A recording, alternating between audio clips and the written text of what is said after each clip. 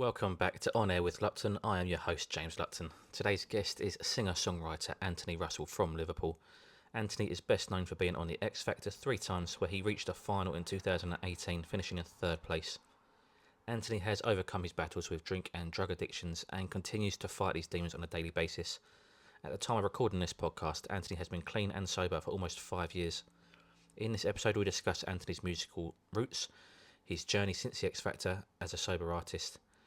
Please go out and stream Anthony's new single, Make Me Love You, and I hope you enjoy the listen. Please subscribe and rate the channel, as it is really greatly appreciated. And now for the interview with Anthony Russell. Thank you. So, and we'll start off at the beginning. Tell me about your earliest musical inspirations. Earliest musical inspirations was listening to people like Aretha Franklin, Nat King Cole, Barbra Streisand, Simon and Garfunkel, Bob Dylan, The Beatles, The Who, Sting and the Police, Dire Straits. And then as I started growing up, I done my first ever talent contest in '97. Euro '96 had just been on, and it was Space Jam. And R. Kelly done a song called I Believe I Can Fly. So we come second in that, me and Joe McCormick, a kid who I grew up with off Queen's Road, Stanley Road, Bootle. It's by the Pitch Pan and the Shakespeare on Stanley, which is now by the PDSA, Kirkdale, but we're Bootle. But this was Queen's Road and talent show, and we got must have got about 65 quid for coming second, and I was only 7, Joey was 6, and my mate is in the back. He's got an Euro '96 cap on, know what I mean, on the stage, man. Danny Bell, God bless him, who's dead now. Danny Bell, man. He died last year. He was a good friend of mine. It's mad the way that just come up, brother. Rest in peace, brother. And from then, I'd just been in school, in talent shows, getting in a Mr. Trouble. I started listening to Public Enemy, De La Soul, rap, Tupac. This is when I was in year 7, 2001. But I was singing stuff like Bobby Darin and Frank Sinatra. I joined a school band when I was in year 9 called the Bobby's Helmets. But we went in for this competition called Battle of the Bands, Liverpool 2004. And we had a song called How Long Is Love, and it won. And you could download it. Remember LimeWire? You could download it off LimeWire, and it was all on the MP3s around like the parks, like the North Park, Derby Park. Everyone would be listening to it. The girls drinking Lamborghini, the lads would be drinking Carlin, and it'd be just going everywhere. You know what I mean? How Long Is Love? And the band split up then, but I carried on doing me thing. But yeah, that was my early inspirations, mate. Proper bands, proper artists. Yeah, man. Liverpool's always been a hotbed for music and musicians. You mentioned the Beatles, there's other artists, Coral, Frankie Goes to Hollywood, all these big names. What is it about Liverpool that generates such musical talent? Well, in its heritage, it's always been music. I mean, Scouse people themselves have that way about them. It's so creative, and there's places in Liverpool like, Lark Lane, Egbert, where the Beatles are from, Strawberry Fields. The culture, Toxteth is multicultural. That's got a lot, and that's like, the real thing. You to me are everything. It's always had a musical heritage, and it's contagious. Simon Cowell's floating about Liverpool now, know what I mean, looking for raw talent, know what I mean. Liverpool's the gaff, and at the moment Liverpool's blowing. You can see it with the rappers. There's a lot of decent bands who are blowing now in Liverpool. But it used to be a thing called the Mersey beat, and it had stuff like, the Searchers, the Beatles, Ferry Cross the Mersey, that band, Jerry and the Peacemakers. That used to be all there in the cavern in the 1960s. But since it began, really, it's always been music. You know what I mean? Special people, man. I'm honoured to be from here, man. Do you think a big part of it's Scousers get behind their own? Liverpool support Liverpool. There could be people from other areas of the country or the world who may not get the support that Scousers do. Do you think that's part of why there's so much talent in Liverpool? Scousers always get behind themselves, but I think it's just raw talent from Liverpool, and it's just a different cloth that we're cut from, man. It's hard to explain. I mean, coming from a Liverpool working class home and family, you know, I was always raised with traditions and respect and morals, and anywhere you go in Liverpool growing up, there's always music coming out of houses, you know, and people just catch on, I think, in the city. You know, it's real, innit? Irish, Scottish heritage as well. Liverpool come from over, you know, on the docks and that. Irish and Scottish heritage, it all comes, it's all one, innit? Know what I mean? So it's a belter, man. Yeah. You mentioned your talent shows in school and your earliest memories of performing, I suppose.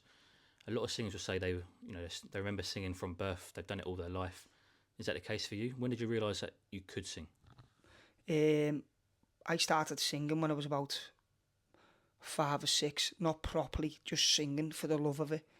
And remember football's coming home, Euro 96, the Lightning Seeds. I learned that song just because I loved it. And then it was Euro 96 in St Winnie's, and it was 96. And we were in school in the hall, and they put that tune on, and everyone was singing the chorus. And then when it went to the verse, I knew the words, and everyone looked behind, and I was just singing it. So then they put me on a stage, because we used to do the World Cups in school, and all the Mars and Dars would come along, dab fights and everything. It was good. You know what I mean? So, not dad fights, because it was like a big thing, like, I'm his dad, or, you know what I mean? Not my dad, I mean, like, things would happen, and dads would end up, you know what I mean? Just things would happen. So I was on the stage singing the Lightning Seeds, football's coming home. That was when I knew I could sing. So then, the year later, obviously, Oasis were already out with Don't Look Back in Anger, Wonderwall, you know, Definitely Maybe. That album landed in the mid-90s, and there's a pub by ours called the Banjo in Kirkdale, and I live like 2 blocks away, but I'm still bootle, you know that. And then all the older boys, like people like Crackhead, Danny McGreevy, Thomas O'Leary, you know, Fairlong and that, on the cobbles by the Banjo in 96, 97, we used to put a big samba goal up and play knockouts, and they used to put a bouncy castle outside the Banjo, and they heard me singing. So Crackers got me in the Banjo in 96, and I was 7 years of age, and I sang Don't Look Back in Anger and Wonderwall, both a cappella, and I was only like about that big. But this was my first gig when I realised I could sing, and like the jar went round, full of fucking quids, lad, you know what I mean, full of pounds, and from that time on I just sang, you know what I mean. But that was my first ever gig in the Banjo. That's when I knew I could sing, and that's when I went for that talent show then, you know, in 97. I Believe I Can Fly. Space Jam was the one, man, know what I mean. Yeah, it was sick, something special, man. I loved it. What was that buzz like? 7 years old, performing in front of people and earning a few quid. You know what? That's what I wanted to do, man. I just knew instantly. That's because men were like, "Oh, hell, have you heard him?" You know what I mean? All the our fellas. These are men with muzzies, though, dockers. You know what I mean? In the mid-90s, like the whole pub went silent. You know what I mean? Drinking Newcastle ale and Guinness. You know what I mean? But it was a form of attention. It's what I like doing, know what I mean?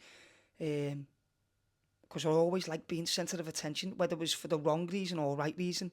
But singing was just something different, what I loved doing. But I started getting distractions and going down the wrong routes as well. But I'd always kept on the music, not as much as I should have, but I've always been singing, know what I mean? Yeah. yeah. You say you like that attention. You commanded the audience and you had their attention. Was it the attention you liked, or was it the fact that they could see your talent? Both really, both. Because when we landed in high school, it was all about that. Have you heard this kid sing? And it'd be the older kids, like in the older years, and I'd be singing on the back of the bus because we were on the school buses. Plus, I'd do the talent shows in school. Then I'd be on the street. But on the streets, when I was like 11, I'd be going with older kids, you know. And like at home, it was a bit of it was a boss situation, but I was never ever, come on, you're in now, know what I mean? Well, what was going on at home, I was out and I'd sing. I was more like a performing type of, you know what I mean? Sing, lad, know what I mean? And I'd just sing because I just felt normal. But at the time, I should have been more reserved, know what I mean? And took it more seriously. But I just used to sing anywhere, and that was just something like an escape for me, you know, when it was on the karaoke, whether it was singing in pubs, singing on the streets, on the street corners, because that's what I used to do. But yeah, it was the attention and it was the love from the people, you know. Most people used to give me money for singing, and that's how it was, man. I loved it. I loved it, man. Through my teenage years. But being starting to sing in the boozers and that, obviously I started going a bit loose, you know what I mean, with the drink and that, and I just kept it going though, singing, you know what I mean, whether I was drunk or not, and yeah, man, I loved it. Now, between about 2007 to 2018, it's your life was well documented. You was an X Factor 3 times, and you mentioned there you had a few demons you battled. But since then, your music career got back on track. Yeah, man. It started to take off. 2018 or 19, you started writing and recording with a management company, and then another company came in and bought you out your contract. So you're almost in the middle of a tug of war between companies. Yeah. How did that? Was it an awkward situation, or did it make you feel valued as well that other companies wanted your work? Yeah, it was. I was with a management company who were paying for a music video for me, and they were cool. We done the O2, sold that out. That was 2019. Then I done the video, but I didn't want to do the video. And something else was going on in the background, so I wanted to leave. And then this other management company, who'd only just started, they obviously bought me out of that.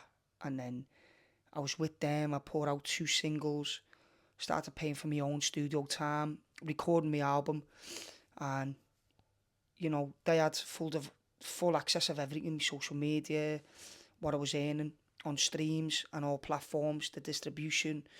So I said, look, you just, you know what I mean, I'm just going to crack on. If I can just stay good with yous, I'll still promote yous, but crack on. But it weren't that type of situation. There was a clause that I had to buy myself out of. So it was nothing like mad or hateful. It's just something it was business, you know what I mean? So I had to buy myself out of that and just keep it moving, which I did. So I bought myself out of that, stayed sober. I was about a year and a quarter sober then when I come out of that, and just kept it moving. We done the By the River album with the Griffiths, the real people, Christopher Griffiths, Tony Griffiths, and they helped Oasis them. They're a big band in Liverpool, proper Liverpool heritage them, Liverpool royalty. And I had the honour of doing my first album with them, By the River, co-writing with them, catching the vibes and, being an artist. And it's been great ever since, being an independent artist. And it's been a big learning curve, because in this industry, anything can happen like that, you know what I mean? From the bottom of the bottom to the top of the top, it's full of that. Buying out, getting done for money, corruption. It's devious, it's backstabbing, and that's just how it goes. And you've got to keep your head up, and you've got to just stay professional and crack on. So I brought By the River album out. 4 singles come from that. Give Me Reason, All in Your Mind, Raz, May I Say, and it's streaming good. It's getting really good feedback. I've done great festivals like the Bootle Festival. I brought the album out at the album launching, the Camp and Furnace. That was last year, February the 16th. The album come out February the 10th. And it's been a blessing ever since, man. A big learning curve though. And I'm just looking forward. Yeah, man. Was there any frustrations? You know, you sort of, from a marketing and profile point of view, you're probably at your highest, and all of a sudden you've had to go independent and walk away from management companies. Did you ever think, why is this happening to me, or any thought of ever quitting and leaving it behind because it's too hard? You know what, mate? All of them thoughts come, but it's just a journey, and you've got to train to love the journey. I've been independent ever since I come off X Factor anyway, even with the management companies. You know, we've got independent artists who have got teams around them, who are managements, who have got a budget, you know what I mean?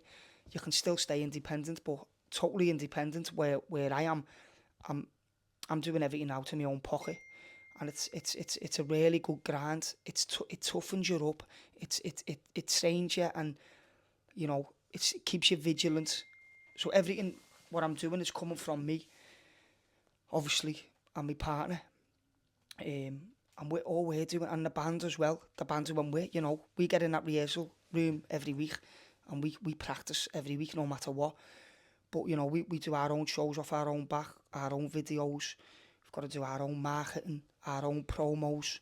Everything is done from what, you know, what I'm doing, and it's a blessing, really, mate. It really is, and you've got to learn how to love the journey and be friends with your mind, because you know, mental health, what you're saying there about why is this happening to me and that, all of that's come, you know what I mean, and it come and goes. You know, you've just got to learn how to take the punches and crack on, keep rolling, and love what you're doing. That's why I'm doing it, for the love of it, for the passion. You know, I'm writing every day. I'm in the studio now with a producer, a good friend of mine, big artist, in his own right, Daniel Grace. We're working on an EP, and we've got some big artists on it. We can't reveal anything yet or announce anything, but it's the snowballs rolling, man, and we can't wait for it. And it's the light at the end of the tunnel's right there, and we can't wait to get it cracking, man. And again, you know, he's independent, and it's just about learning how to love the journey and love what you're doing, because there's highs and lows. You know, even the people who are controlled, who are signed up and who are rich, you know, they might have money and that, but they've still got that mental health. Know what I mean? From the top, mate, it's lonely at the top. I haven't been at the top, but you know, you still people are in despair. You know what I mean? I'm loving what I'm doing. I've still got my life, and I'm very grateful for where I'm at. But we just can't wait to get this first single out, lads. You know what I mean? Of this street EP, man. We're patiently waiting, and we're more than ready. Obviously, I'm working on. Well, it's done now, innit? The first single's out now of my Street Songs project, my upcoming second album, what's going to be coming out early 2025. We've got a single that's already out now, Summer Child, independent. It's hit over 100,000 views on YouTube on my own channel, all organic.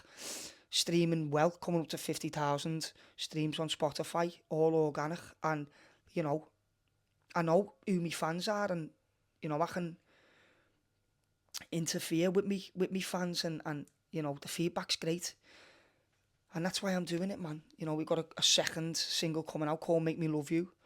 It's going on fire on the socials, and you know, people are starting to give me the recognition of being an artist, not just a cover artist on the streets, a cover artist on X Factor. You know, going through what you're going through, you've got to go through that to become an artist of your own. You know, and it's the hardship that builds the character and makes you the artist who you are, and that's who I am. That's who we are. Know what I mean? Real, and it's great. Thank you, man. You mentioned it was a blessing in disguise. You see the light at the end of the tunnel now. Talk to me about the emotion and how that feels to see the light at the end of the tunnel and know that things are falling into place. it's a breakthrough, and it's the hope and the faith that's giving me the light at the end of the tunnel, man. And when I'm releasing my music and I'm seeing the people's reactions and people coming up to me and that, it's all worthwhile, man. You know, I've got a good family who are supporting me. I've got good friends, and that's what's making it all worthwhile. I've got a solid partner who I love. She's been good to me ever since I've been off X Factor. We've been writing together, and you know, a bad day doing this music and being clean and sober is better than any good day while I'm fucked up on drinking drugs, you know what I mean, and trying to do the music. Because when I'm an alcoholic, an addict of my calibre, you know, I'd lose it all, mate. I'd lose the job that I'm holding down now. I've got a good job in itself, you know what I mean. In construction, I've got a good career where I'm selling out my own shows, where I'm selling my own tickets, you know. I'm getting on good festivals.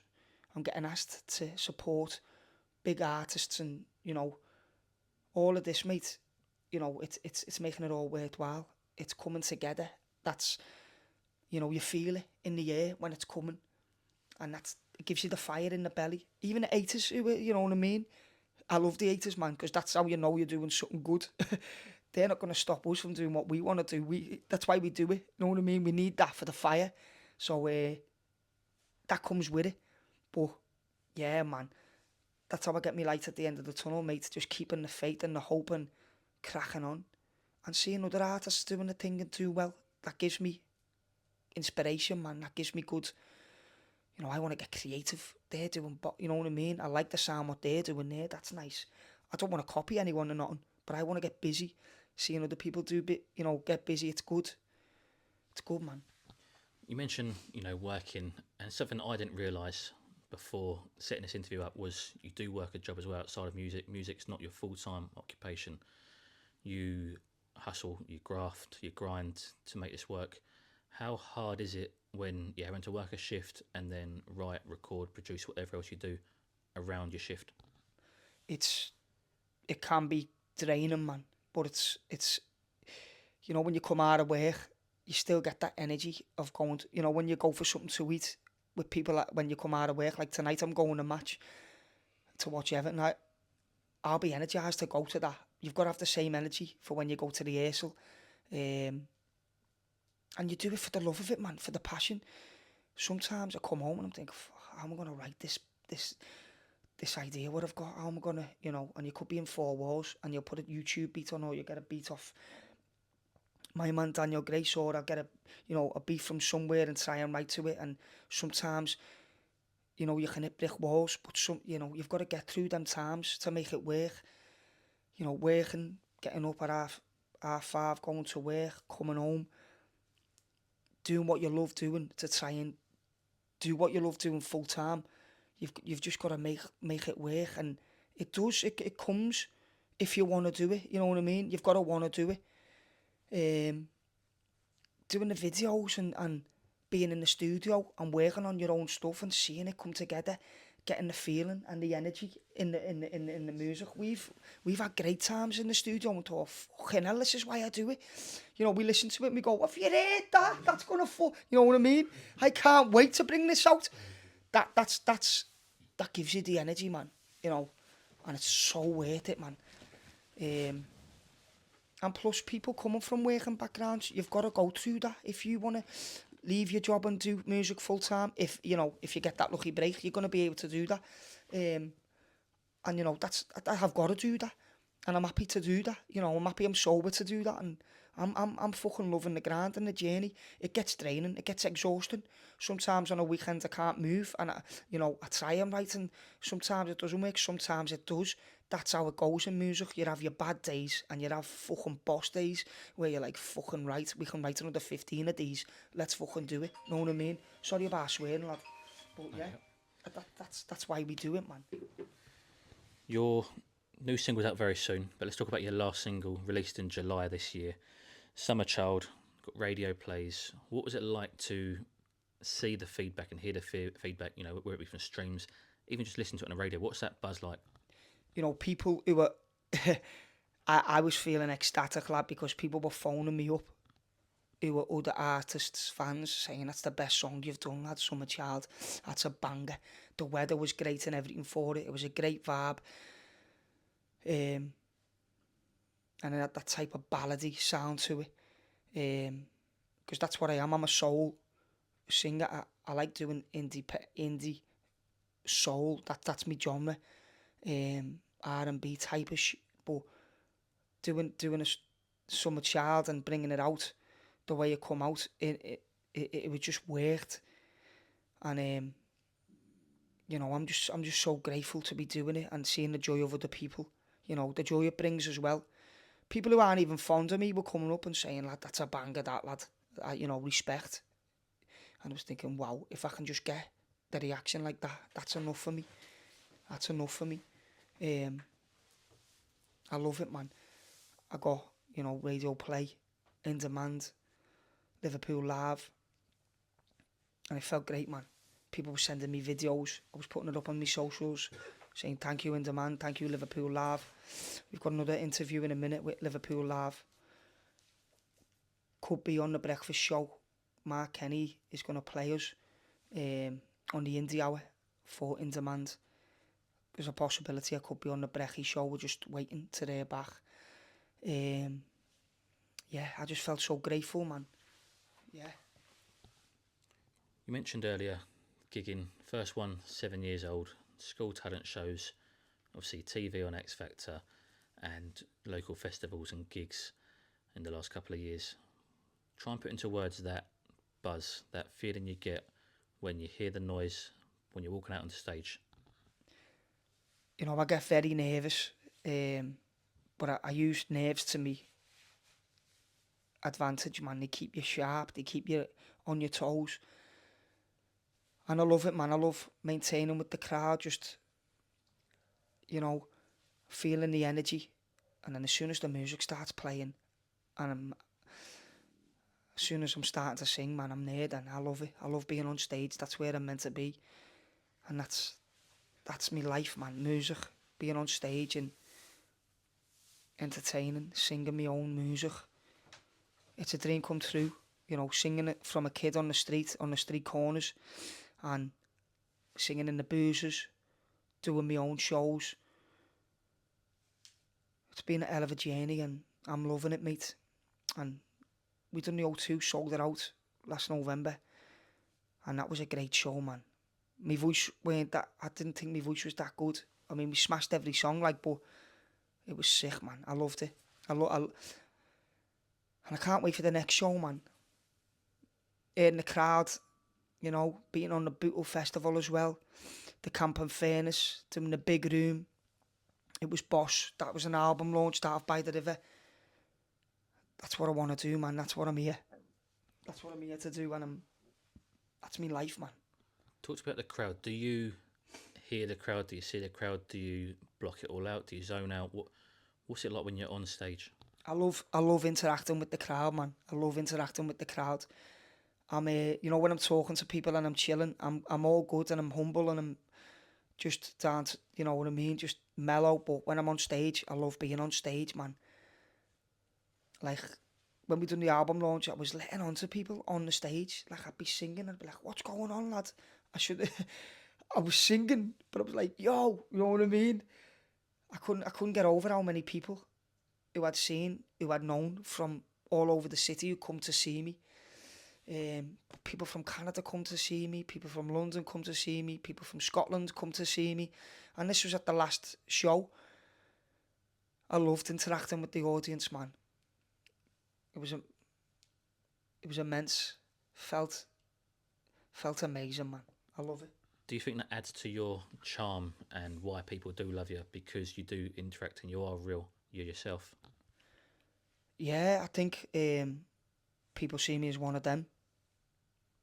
And growing up the way they've grown up, just a regular kid from the city streets, and yeah, not jag, not all bravado and that, just what you see is what you get.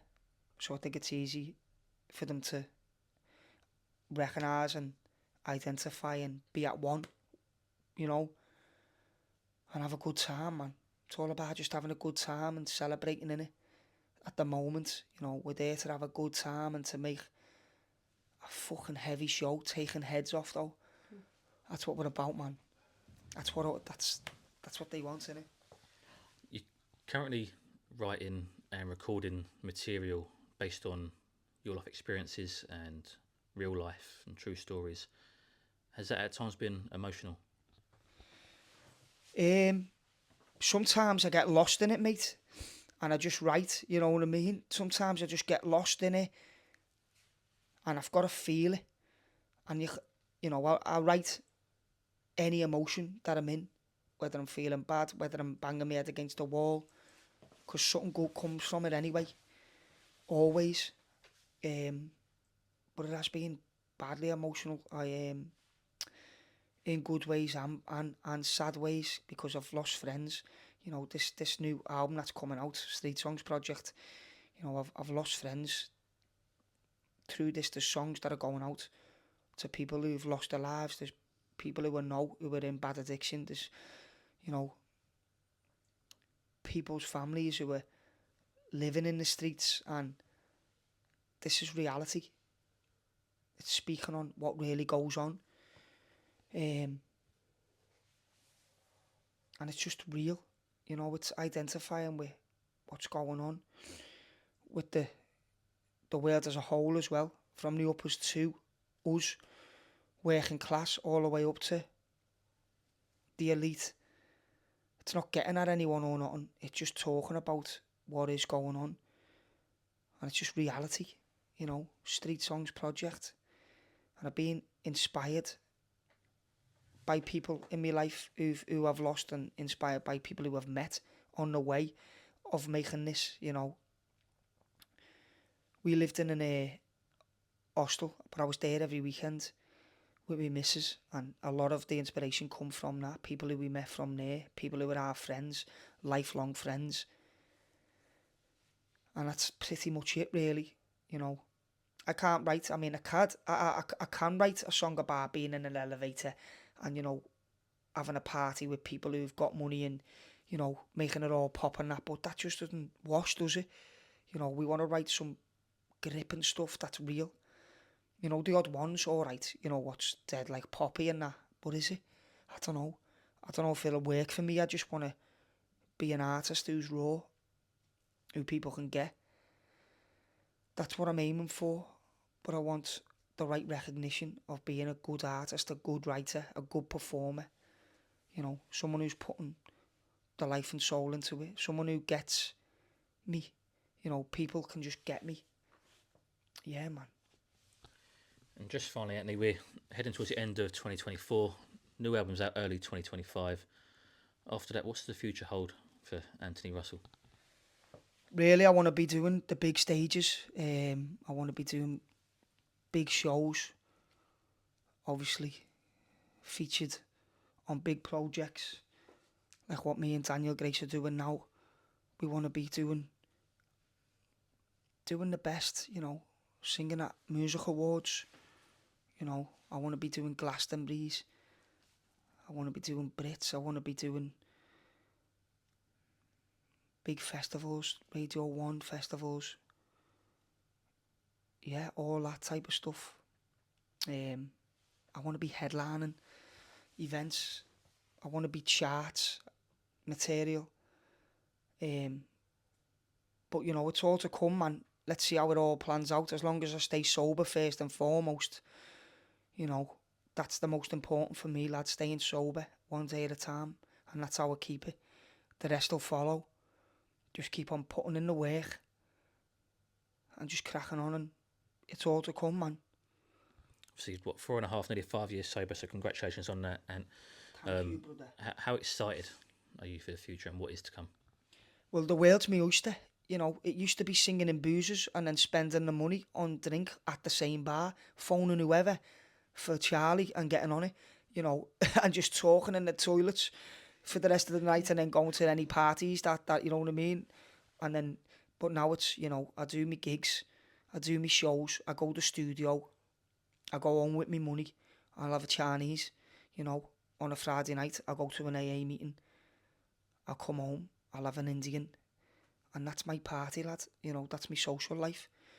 You know, I'll have an Indian and a Chinese, you know. Sometimes I come on a Saturday night, I see me mate Daniel Grace, we'll work to a beat, we'll have a scran. Nay comes sometimes, don't he? Our brother. Shout out to Nay, man. First time I met him twice, he bought me a scran, man. Nothing but love. And that's the type of stuff I do, man.